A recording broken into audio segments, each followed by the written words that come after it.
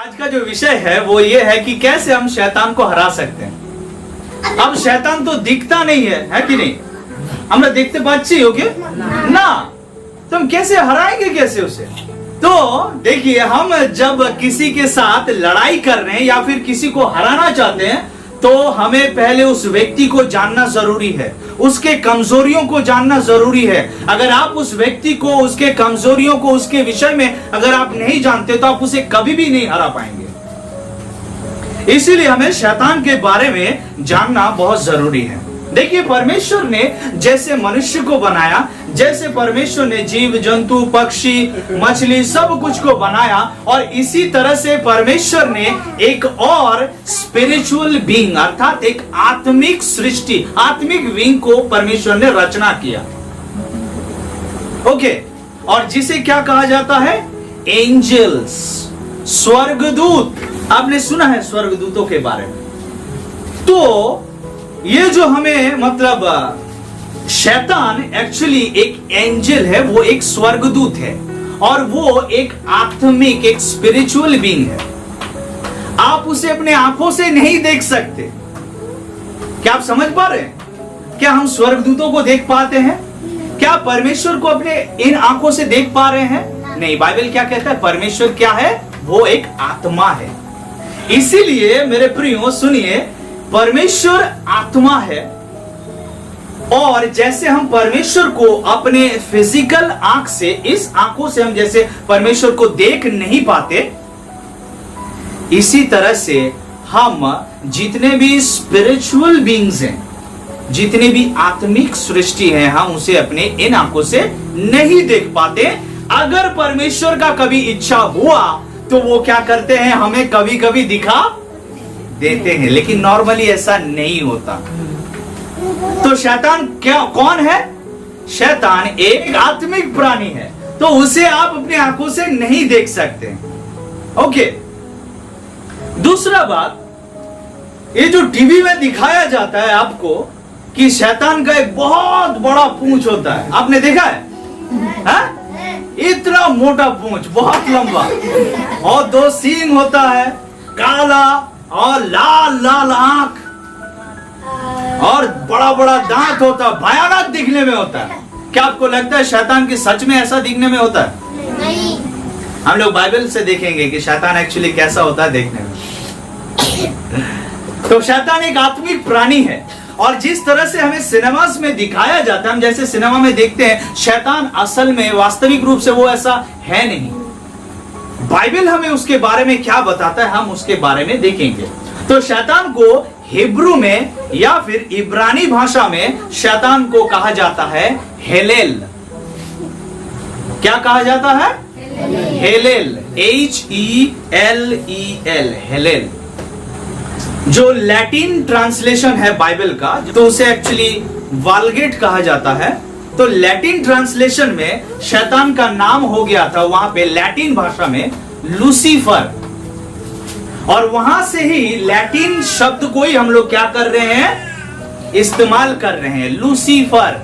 Lucifer ये 2 Latin शब्द से मिलकर बना है, 2 लैटिन शब्द आपस में मिलकर के ये शब्द बना है लूसीफर। लूसी और फर, लूसी का मतलब क्या होता है? लाइट। लूसी का मतलब क्या होता है? लाइट। और फर का मतलब क्या होता है? बियरर, अर्थात लाइट बियरर। तो शैतान, जिसे हम शैतान कहते हैं, लूसीफर कहते हैं, उसको हेलेल कहा जाता है, और भी उसका बहुत सारा नाम है। जैसे उसको मॉर्निंग स्टार कहा जाता है, भोर का तारा। दूसरा क्या है? अनॉइंटिंग करूब या फिर अभिषिक्त करूब। तीसरा उसे कहा जाता है बेल्ज़ेबूल। ये आपको सुसमाचार में मिलेगा, बेल्ज़ेबूल। उसके बाद चौथा है ड्रैगन, और क्या है? और है ओल्ड सरपेंट, पुराना सांप। और भी बहुत सारा नाम है शैतान का, तो मैं आज उसको महिमा देने के लिए नहीं आया हूं इसीलिए मैं उसके बारे में ज्यादा नहीं बोलूंगा। तो शैतान का और भी बहुत सारा नाम है, टाइटल है, जैसे मॉर्निंग स्टार, जैसे अनॉइंटिंग करूब, बेल्ज़ेबूल, ड्रैगन, ओल्ड सरपेंट, और भी बहुत सारे नाम हैं, लेकिन इतना ही काफी है आप लोगों के लिए। अब ये शैतान के बारे में हम जानेंगे कि ये भाई आया कहां से। ये एलो को देखो हठात करे, तो इसके बारे में हम लोग थोड़ा पढ़ेंगे। और यशाया नबी का किताब उसका 14 अध्याय 12 से 17, यशाया 14 अध्याय 12 से 17, और पास्टर यहेजकेल 28 अध्याय 12 से 18। तो हम लोग थोड़ा थोड़ा देखेंगे कि शैतान के बारे में बाइबल क्या बताता है। अभी हमने थोड़ा बहुत सीखा, अब बाइबल से थोड़ा बहुत उसके बारे में और भी जान लेते हैं, हमारे शत्रु के बारे में। जी हाँ, पास्टर पढ़ेंगे।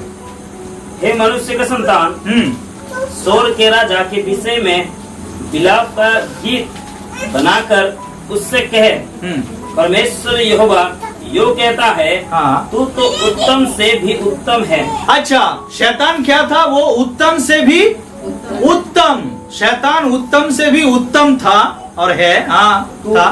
तू बुद्धि से भरपूर और सर्वांग सुंदर है। तू बुद्धि से भरपूर। तो शैतान कैसा था भाई? उत्तम, बुद्धि से भरा हुआ। शैतान बेवकूफ नहीं है। कुछ लोग समझता है कि शैतान बेवकूफ है, लेकिन तो मैंने आप लोगों से पहले ही कहा कि जैसे सिनेमा में दिखाया जाता है कि शैतान देखने में बहुत डरावना होता है, शैतान वास्तविक रूप से ऐसा है नहीं। तो वो क्या है? उत्तम है, बुद्धिमान, बहुत खूबसूरत, और उसको परमेश्वर ने बहुत अच्छे से सजाया था। लेकिन क्या हुआ? के कारण तू उपद्रव से भरकर पापी हो गया। इसी से मैंने तुझे अपवित्र जानकर परमेश्वर के पर्वत पर से उतारा।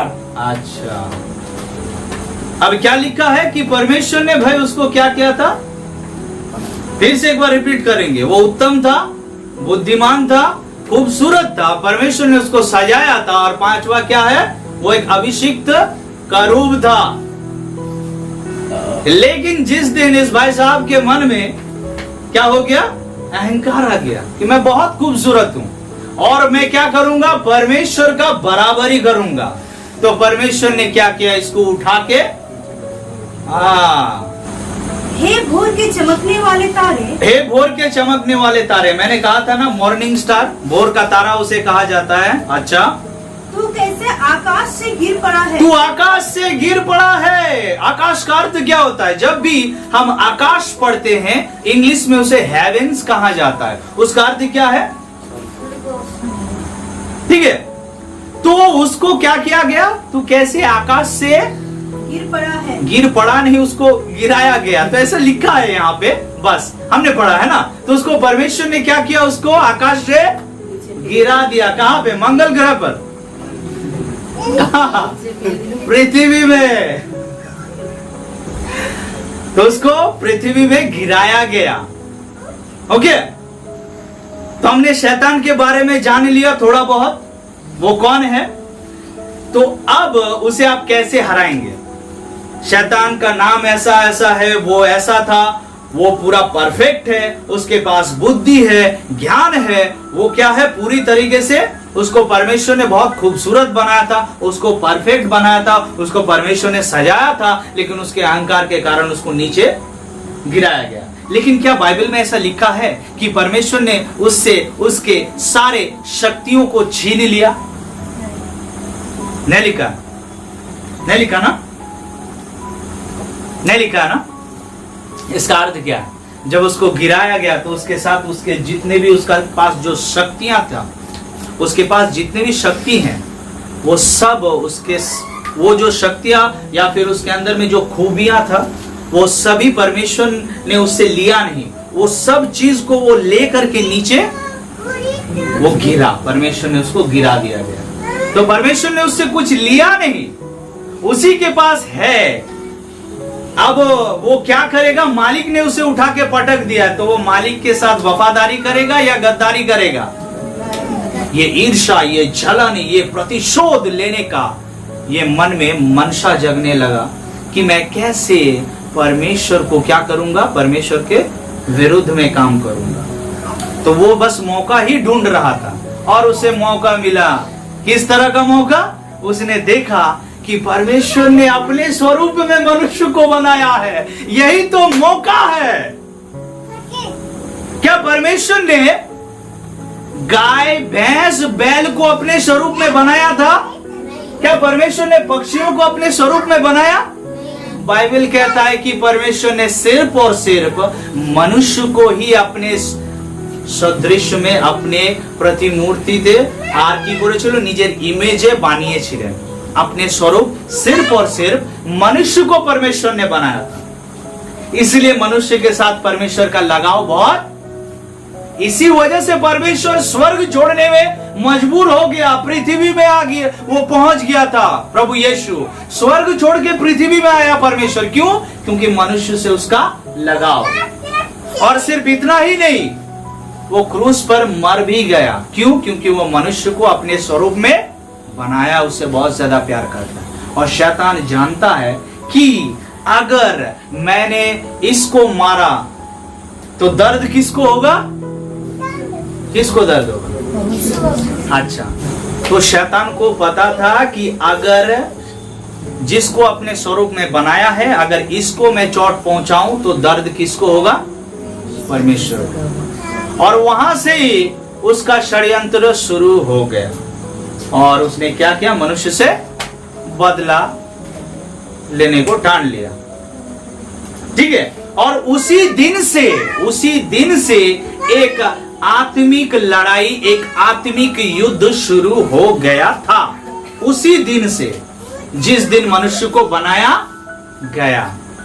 ये आज का बात नहीं है, उस दिन का बात है जिस दिन से परमेश्वर ने मनुष्य को बनाया। उसी दिन से एक आत्मिक युद्ध शुरू हो गया था मनुष्य और शैतान के बीच में, और कह सकते हैं परमेश्वर और शैतान के बीच में। इफिसियों का पत्री 6 अध्याय 12 पद, और पास्टर प्लीज निकालेंगे पहला पत्रस 5 अध्याय, पहला पत्रस 5 अध्याय उसका 8 पद। सचेत हो और जागते रहो, क्योंकि तुम्हारा विरोधी शैतान, तुम्हारा विरोधी शैतान, फिर से बोलो, तुम्हारा विरोधी शैतान। फिर से बोलो, हमारा विरोधी कौन है? शैतान। और हम बेवकूफ जैसा क्या कर रहे हैं? हम एक दूसरे से क्या कर रहे हैं? एक दूसरे के साथ लड़ रहे हैं। बाइबल में कहीं पे भी लिखा है कि तुम्हारा विरोधी कौन है? तुम्हारा पड़ोसी। लिखा है कहीं पे? यीशु ने कहा कि पड़ोसी से अपने समान प्रेम करो। अरे यार, आप लोग क्यों नहीं पढ़ते हो? यीशु ने कहा अपने पड़ोसी से अपने समान प्रेम करो। क्यों कहा? क्योंकि तुम्हारा पड़ोसी, तुम्हारा भाई, तुम्हारा बहन, पास्टर, ये लोग तुम्हारा विरोधी नहीं है। हमारा विरोधी, हमारा एनिमी, हमारा शत्रु कौन है? शैतान है। और शैतान ने हमें धोखा दे के रखा है, आंख बंद। कोई अपने भाई को जाके मार रहा है, कोई अपने बहन को मार रहा है, एक दूसरे के साथ लड़ाई कर रहा है, पड़ोसियों के साथ आप जाकर के गाली गलौज कर रहे हैं। आपका विरोधी, आपका शत्रु, आपका पड़ोसी नहीं है। अगर होता तो यीशु कभी भी नहीं कहते कि तू अपने पड़ोसी से अपने समान प्रेम कर। क्या आप समझ पा रहे हैं मैं क्या कह रहा हूं? ये एक झूठ और एक धोखा है जो शैतान ने आप लोगों को और हमें दिया है, और हम लोग उसे मान करके चल रहे हैं। তাহলে পাস্টার, ওই লোকটা যে এসে আমাকে মারে, ওই লোকটা যে গাল দে, আরে বোকা, ও करे ना, उसको कोई करवा रहा है, उसको कोई क्या कर रहा है? सुझाव दे रहा है। क्यों? क्योंकि वो परमेश्वर को नहीं जानता है। जो व्यक्ति परमेश्वर को नहीं जानता है वो किसका गुलाम है? अगर आप परमेश्वर के गुलाम नहीं है तो किसका गुलाम है? यस। इस झांसे में बिल्कुल भी मत रहो कि तुम्हारा शत्रु तुम्हारा पड़ोसी है। तुम्हारा पड़ोसी नहीं है। हमारा शत्रु कौन है? बाइबल हमें सिखाता है। আমি কি মিথ্যা বলছি? हमारा विरोधी कौन है? हमारा शत्रु कौन है? शैतान है, और जिसे हम देख नहीं पा रहे हैं। आज जाके हमरा देखते पाচ্ছি ताके शत्रु है ना? इसीलिए मैंने कहा सबसे पहले कि वो एक आत्मिक प्राणी है, एक आत्मिक बीइंग है। ओके, हाँ, प्राणी है, ठीक है। वो एक आत्मिक प्राणी है जिसे हम अपने आंखों से नहीं देख पाते।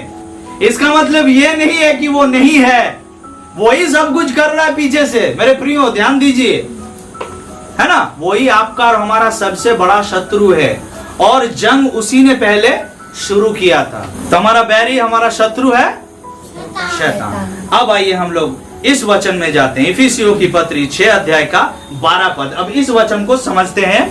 हमारा यह मल युद्ध लहू और मांस से नहीं। हमारा मल युद्ध, हमारा जो लड़ाई है वो लहू और मांस से नहीं। लहू और मांस का मतलब क्या होता है? मनुष्य।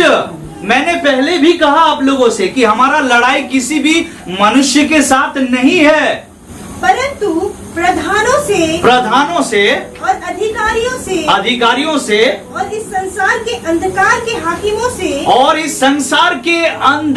के हाकिमों से और दुष्टता की आत्मिक सेनाओं से है। दुष्टता के आत्मिक सेनाओं से। क्या आप समझ पा रहे हैं? क्लियर हो गया? सेना कहां पे है? आकाश में।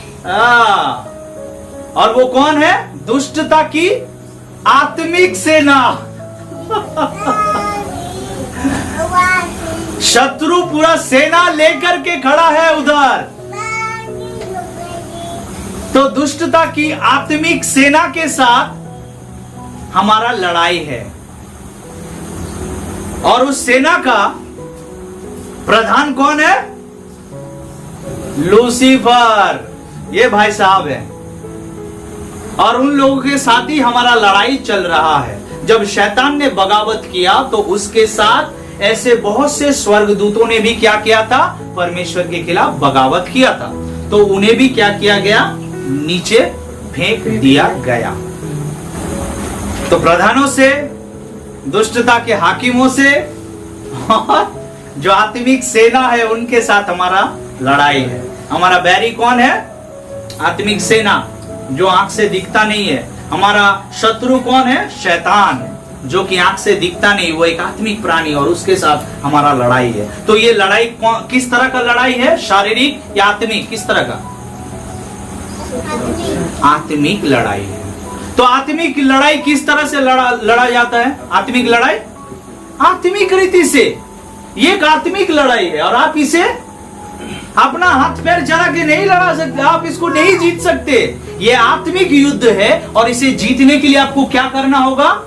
आत्मिक रूप से लड़ना होगा, तब जाकर के आप जीत सकते हैं, नहीं तो आप हारते रहेंगे। इसी तरीके से क्या होगा? आपके घर में बीमारी, आपके बच्चे पढ़ाई लिखाई, आपके बच्चे, आपके लड़का लड़की बर्बाद होते रहेंगे। आपके घर में क्या होगा? शांति नहीं रहेगा। आपके घर में क्या होगा? झगड़ा होवे, अशांति होवे। आप माने या ना माने, आप ऑलरेडी एक युद्ध क्षेत्र में है। आप विश्वास करें या ना करें, आप आज भी आप क्या है? युद्ध क्षेत्र में हैं। शैतान के साथ हमारा लड़ाई चल रहा है। कोई जीत रहा है, कोई हार रहा है। समझ में आ रहा है? सब क्लियर हो रहा है?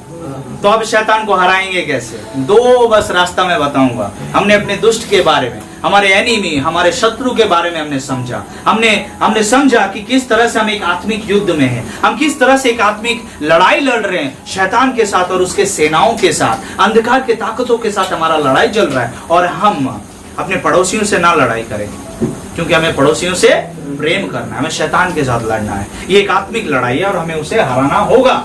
तो आप इस लड़ाई को, इस युद्ध को आप कैसे लड़ेंगे? कैसे आप शैतान को हराएंगे? सबसे पहला पॉइंट इस वचन में छुपा हुआ है। इफिसियों की पत्री उसका 6 अध्याय 11 पद और 13 पद। अच्छा 11 पद कोई एक जन पढ़ेंगे? हाँ 11 पद प्लीज। परमेश्वर के सारे हथियार बांध लो। अच्छा, कि तुम शैतान की युक्तियों के सामने खड़े रह सको। अच्छा, तो परमेश्वर का क्या करना है? हथियार सब हमें क्या करना होगा? बांधना है। सबसे पहला point, put on the full armour of God. परमेश्वर के सारे हथियारों को क्या करो? आप बांध लो, ताकि तुम शैतान के सभी युक्तियों के सामने में क्या हो सको? खड़ा हो सको। आगे बढ़ना तो दूर, अगर आपने परमेश्वर के जो हथियार है वो आत्मिक हथियार, लड़ाई क्या है? आत्मिक लड़ाई, तो हथियार भी कौन से होंगे? आत्मिक ही होंगे, है ना? तो अगर आप शैतान को हराना चाहते हैं तो सबसे पहले आपको युद्ध के जो हथियार है जो परमेश्वर के द्वारा दिया गया जो आत्मिक हथियार है, उसे आपको पहले बांधना पड़ेगा। अगर आपने युद्ध के हथियार को नहीं बांधा है, जो आत्मिक हथियार परमेश्वर ने हमें दिया है, इफिसियों की पत्री उसके 6 अध्याय में जो लिखा है, जिन हथियारों के बारे में अभी मैं बताऊंगा, अगर ये 6 हथियार आपके साथ अगर नहीं है, तो आप युद्ध में क्या हो गए? आप मारा जाओगे पूरी तरह से, आपको मार डालेगा शैतान, आपको खत्म कर देगा शैतान, आप उसका कुछ भी नहीं बिगाड़ सकते। तो इसीलिए उसको हराने के लिए, इस युद्ध को जीतने के लिए आपको आत्मिक हथियार बांधना होगा, ताकि आप शैतान के सामने में खड़ा हो सको। और वो आत्मिक हथियार सब है क्या? अब हम लोग एक एक करके उन हथियारों को देखेंगे। इसलिए सत्य से अपनी कमर कसकर सबसे पहले आपको क्या करना होगा? मैदान में उतरने से पहले आपको कमर कसना होगा। और ये जो कमर आपको क्या करना होगा? आत्मिक रूप से कमर कसना होगा। किस चीज से? सत्यता से। सत्यता से कमर कसना होगा। ये सत्यता है क्या पता है आपको?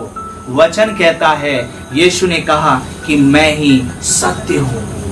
इस दुनिया में यीशु मसीह को छोड़ करके सब चीज झूठ है, इवन मैं भी। सिर्फ और सिर्फ एक ही व्यक्ति सच है, और वो है यीशु मसीह। इसीलिए उसने कहा कि मार्ग, सत्य और जीवन मैं हूं, मैं सत्य हूं।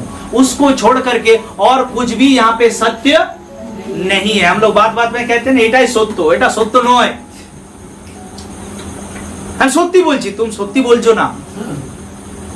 सत्य सिर्फ वही है, और उस परमेश्वर को अपने साथ रखना होगा तुम्हें, उससे अपने कमर को कसना होगा यीशु मसीह के द्वारा, उसके सच्चाई से। ठीक है?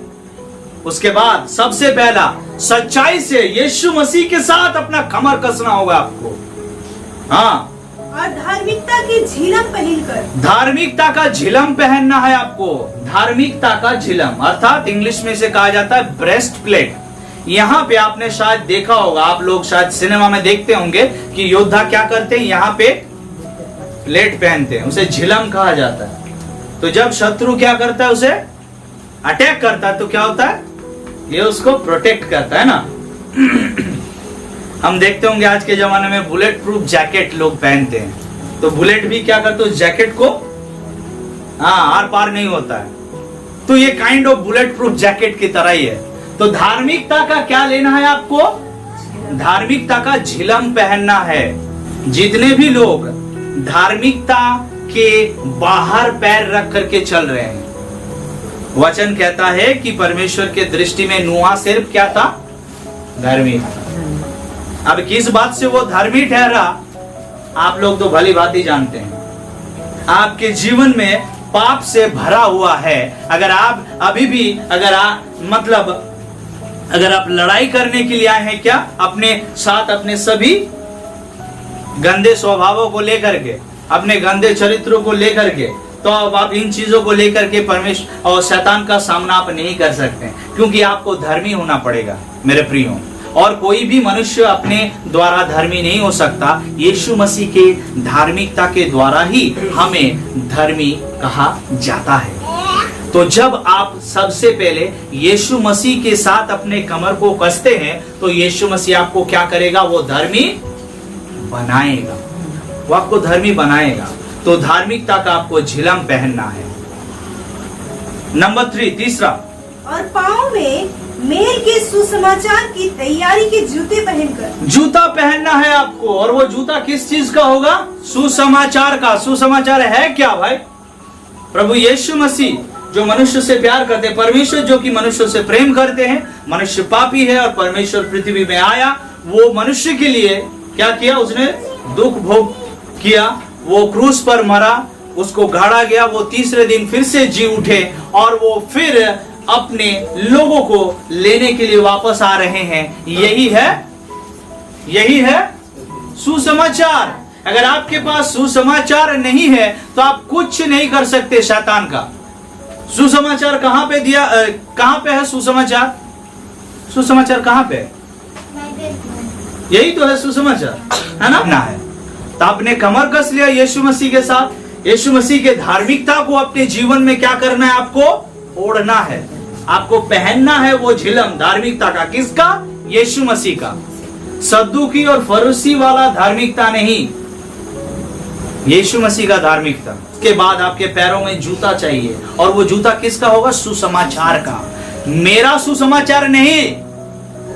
राहुल सुसमाचार प्रचार करो ना किए, फालतू का प्रचार मत करो, सुसमाचार बोलो। सुसमाचार क्या है?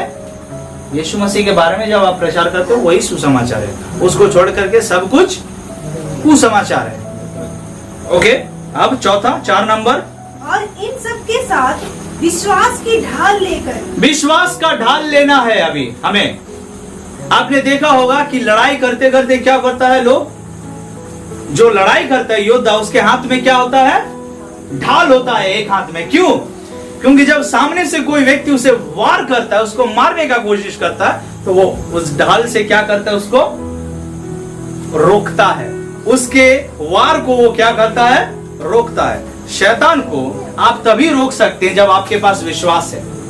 और किस तरह का विश्वास जानते हैं? यीशु ने बार बार अपने शिष्यों से कहा, हे अल्पविश्वासीरा। बोले किस तरह का विश्वास करता था? पता है आप लोगों को? उनका विश्वास राई के दाने से भी छोटा था। राई का दाना मतलब সরষের দানা, তাই তো? আর সরষের দানা থেকে ছোট কি? পোস্ত। তো পোস্তর দানা থেকেও ছোট ছিল ওদের বিশ্বাস।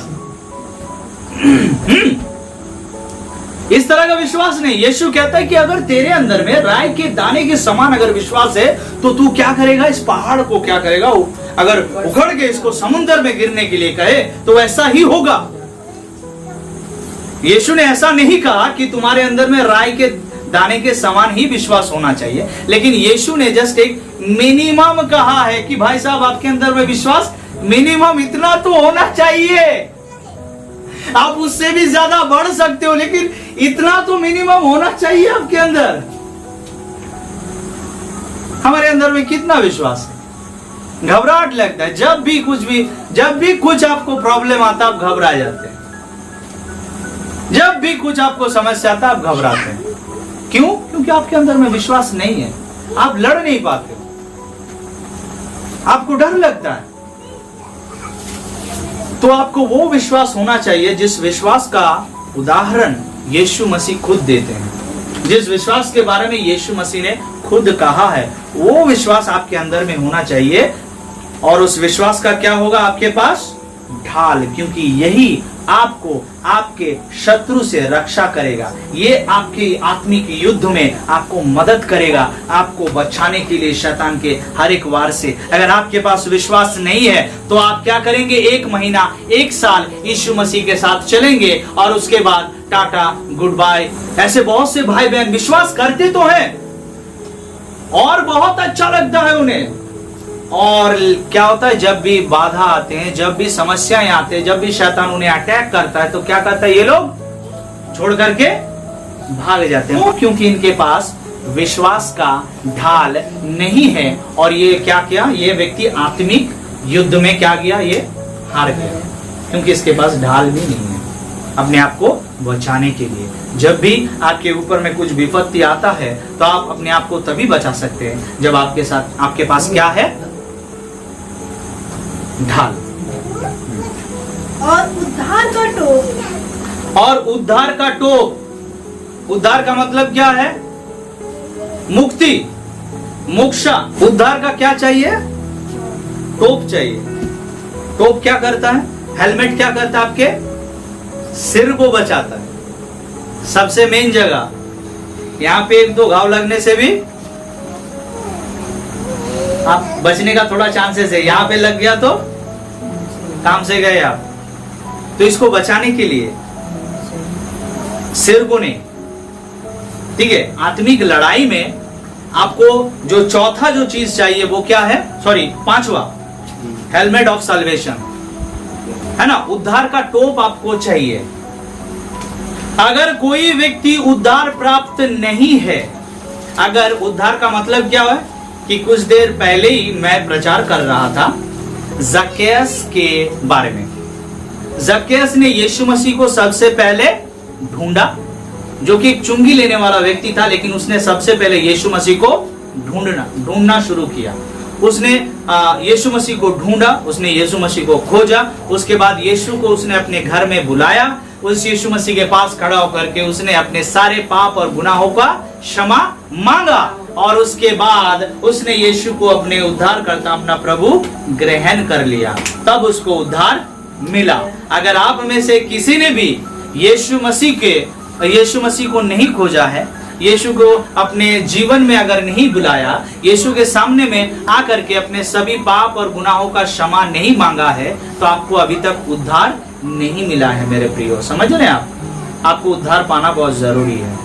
अगर आप उद्धार प्राप्त व्यक्ति नहीं है, तो आप शैतान के साथ लड़ नहीं पाओगे, कभी भी आप उसको हरा नहीं पाओगे। आपको उद्धार प्राप्त होना जरूरी है, क्योंकि उद्धार पाने के द्वारा ही क्या होता है कि प्रभु यीशु आपके जीवन के ऊपर कंट्रोल ले लेता है। उद्धार के माध्यम से क्या होता है, परमेश्वर को आप इनवाइट करते हैं कि प्रभु आज से मैं अपना नहीं, लेकिन मैं तेरा हूं। तो उद्धार का टोप आपको पहनना है आत्मिक लड़ाई में। और क्या? छठवां, आत्मा की तलवार। और आत्मा का तलवार। यीशु मसीह के सामने में शैतान आया था कितना बार? यीशु को परीक्षा करने के लिए कितना बार आया था शैतान? 3 बार। और 3 बार उसने यीशु को बहकाने का कोशिश किया। यीशु से सवाल जवाब होता है। 3 बार उसने यीशु को टेम्प्ट किया, लेकिन यीशु ने शैतान को किस तरह से हराया? बताइए, बताइए। वचन से। अगर आप शैतान को हराना चाहते हैं, तो आपके पास क्या होना चाहिए? वचन का तलवार। ऐसा लिखा भी है वचन में कि परमेश्वर का वचन क्या है? ईश्वर बाप को द्विधारी खड्गो, 2 धारी तलवार है परमेश्वर का वचन। और ये वचन अगर आपके साथ नहीं है, तो आप क्या नहीं कर सकते? आप उसको मार नहीं सकते, जैसे यीशु ने उसको मारा था वचन से। आप भी अगर शैतान को हराना चाहते हैं, तो आपके पास क्या होना चाहिए? वचन होना चाहिए। तो सबसे पहला, अगर आप शैतान को हराना चाहते हैं, तो आपको पास क्या होना चाहिए? युद्ध के हथियार। और वो हथियार कौन कौन से हैं? आपको क्या करना है? सत्यता से कमर कसना होगा सबसे पहले। दूसरा क्या है? आपको धार्मिकता का झिलम पहनना होगा। आपके पास सुसमाचार का जूता होना जरूरी है। उसके बाद आपके पास क्या होना चाहिए? विश्वास का ढाल। और उसके बाद उद्धार का टोप। और एट लास्ट में क्या चाहिए आपके पास? तलवार चाहिए। और वो तलवार किस तरह? क्या है तलवार? परमेश्वर का वचन है। अगर इन 6 चीजों में से, ये जो युद्ध के हथियार हैं, अगर इन 6 चीजों में से अगर एक भी मिसिंग हो गया, तो आप काम से गए। आपको ये 6 चीज आपके साथ रखना होगा अगर आप शैतान को हराना चाहते हैं, नहीं तो आप उसे नहीं हरा सकते। तो ये सबसे पहला, परमेश्वर के हथियारों को क्या करना, हमें बांधना है। दूसरा पॉइंट, इसलिए परमेश्वर के अधीन हो जाओ और शैतान का सामना करो, तो वह तुम्हारे पास से भाग निकलेगा। अब क्या है? शैतान को जो हराने का जो दूसरा जो मेथड है, या फिर दूसरा जो रास्ता, ये आप कैसे इस युद्ध में, इस जंग में आप कैसे उस शैतान को और उसके सेनाओं को, आत्मिक सेनाओं को हरा सकते हैं। ये जो दूसरा वे है, वो ये है जो याकूब की पत्री उसका 4 अध्याय 7 पद में लिखा है कि अतः तुम क्या करो? परमेश्वर के अधीन हो जाओ। तो यहाँ पे इंग्लिश में लिखा हुआ है सबमिट, और अगर आप ग्रीक में जाएंगे तो ग्रीक में लिखा हुआ है ओबे। अर्थात क्या होता है? आज्ञाओं का पालन करना। क्या आप समझ रहे हैं मैं क्या कह रहा हूं? तो इसका असल व्याख्या क्या होना चाहिए? अतः तुम परमेश्वर के आज्ञाओं का पालन करो। ग्रीक ट्रांसलेशन के अनुसार उसकी आज्ञाओं का पालन करो। और क्या करो? शैतान का सामना करो। इंग्लिश में सामना को इंग्लिश में लिखा है रेजिस्ट, और अगर ग्रीक में इसका ट्रांसलेट करें तो लिखा है टू सेट अगेंस्ट और अपोज, विरोध करना, किसी के विरुद्ध में खड़ा हो जाना। ओके, तो आपको क्या करना होगा? तो अतः आपको परमेश्वर के आज्ञाओं को पालन करते हुए क्या करना होगा? शैतान के विरुद्ध में क्या करना है? खड़ा होना है। तो वो तुम्हारे सामने से क्या करेगा? भागेगा। परमेश्वर हम सभी को उसके पवित्र वचन के द्वारा आशीष